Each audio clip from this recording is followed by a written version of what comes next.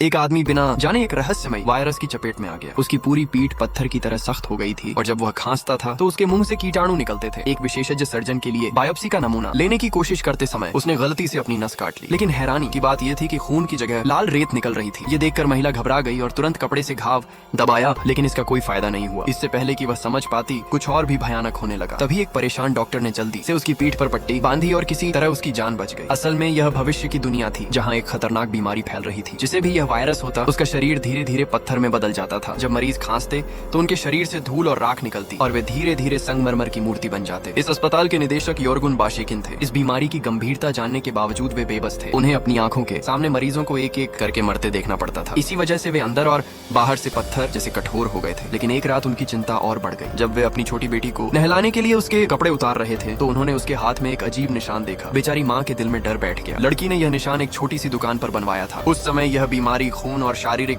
संपर्क से तेजी से फैल रही थी और किसी को नहीं पता था कि इस्तेमाल किए गए औजार साफ थे या नहीं। बच्ची को लगा कि उसकी माँ बेवजह बात बढ़ा रही है, लेकिन डर के कारण वह महिला पूरी रात सो नहीं पाई। अगली सुबह वह अपनी बच्ची को अस्पताल ले गई, लेकिन वहाँ इतनी भीड़ थी कि 2 हफ्ते का इंतजार बताया गया। जांच के बाद बच्ची स्कूल गई, लेकिन वह कुछ मिनट देर से पहुंची। सजा के तौर पर शिक्षक ने उसे सबके सामने बोर्ड पर जवाब देने के लिए बुलाया। मैं तुम्हें अगली बार देखूंगा।